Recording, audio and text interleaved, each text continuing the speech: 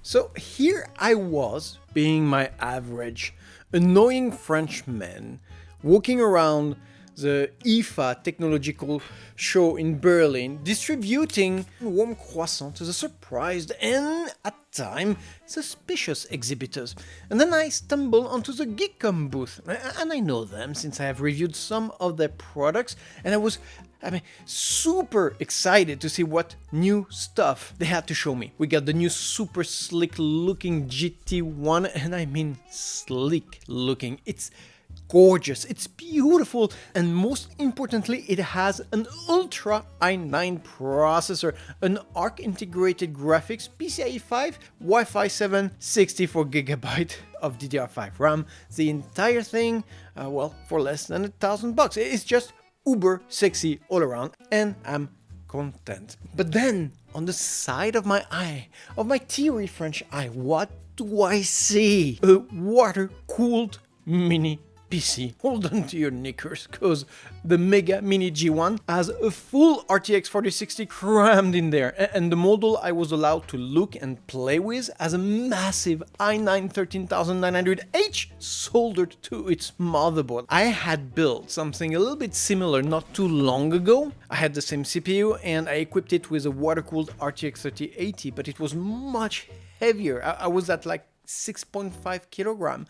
This thing is 3.7 kilogram, half of its weight. And the G1 is much smaller and, well, better looking too. I mean, look at the finish on this thing. It's soft, precise. In particular, I loved the laser cut vent opening.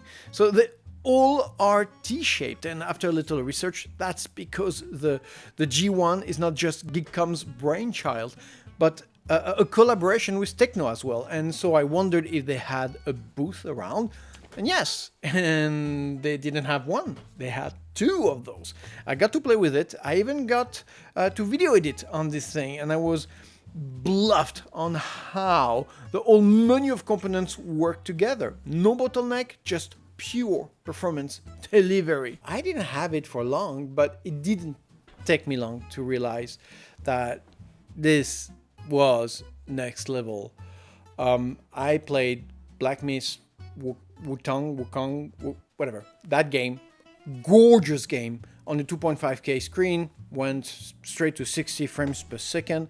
The machine had been running all day. A bunch of people had tried it.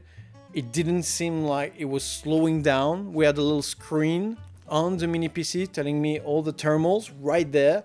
It didn't look outrageous. Everything was around anywhere between 40 to 60 degrees Celsius. Very practical.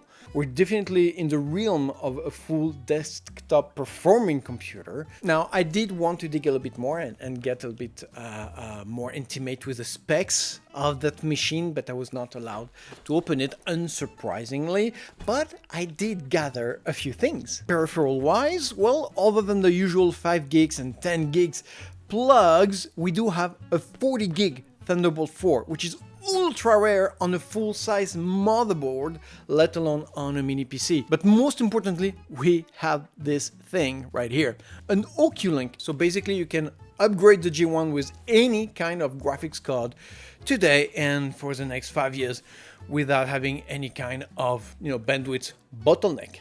Pretty cool in terms of future proofing. Now I want to note a little extra feature I've seen that I really like. Doesn't seem like a lot, but we do have an SD card slot on the side of the G1 to directly empty your SD card when you want to do some video editing. So pretty cool for content creators such as myself. Now, memory-wise, well, what I know is that the G1 is DDR5 ready. We have a dual channel with a max clock of about 6.4 GHz and a maximum support of 64 GB of DDR5 RAM. Now, in itself, the Mega Mini G1 comes with 32 GB of DDR5 RAM clocked at 5.2 GHz. So lots of expansion possibilities there.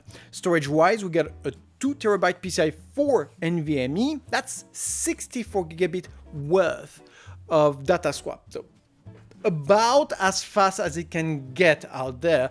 But on top of that, we can also add a second NVMe on this thing. So great for some gaming storage or even for a RAID configuration, again for content creators such as myself. Couple this with a gargantuesque i9 13900H and a desktop graded RTX 4060 and its 8GB of DDR6 RAM. Entire thing water-cooled. Both of the components, processor and graphics card, are water-cooled in a maintenance-free, all-in-one water cooling apparatus. Now let this sink in deep in you. Now the only real important question here is, why didn't I know about this? Me, the Laurent. Well, it kind of makes sense because this is a crowd-funded program or product. You gotta prepay and reserve the model you want with the specs you want on Kickstarter, and I got you the link, non-affiliated. I'm not getting a commission out of this, in the description. And apparently they are starting to ship in November, months which became my favorite months of the year. Price-wise, well, I was expecting it to be a little painful, but in view of the G1 list of components, it is surprisingly affordable. It starts at about $1,500 and tops at about $1,800.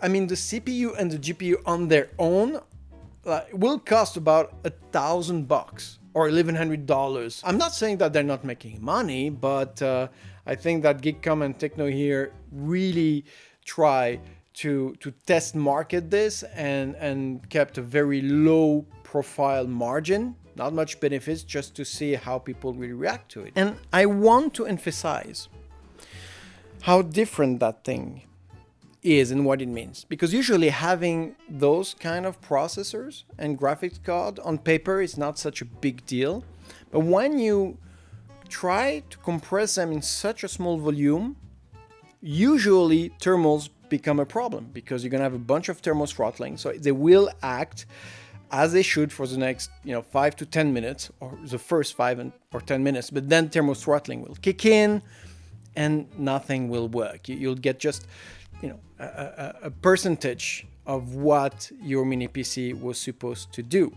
But when you add water cooling in there, this is a completely different animal. It means that this little mini PC can produce the full spectrum of performances that all those components are meant to give for a very, very long time. Not indefinitely, because even water will get saturated with excess heat.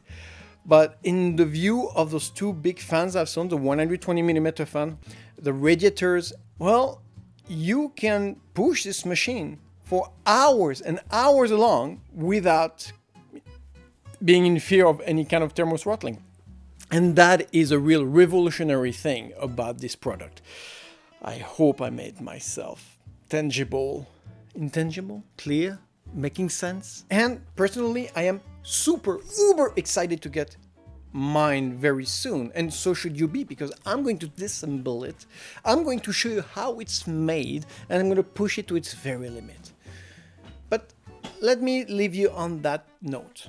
If you are looking for not only the best, smallest, badass desktop computer in the world today, but also want to finance a really cool crowd-funded initiative and help the industry to see more of those things, more of those kind of computers and products all together, well, there's simply nowhere else your money wants and needs to be.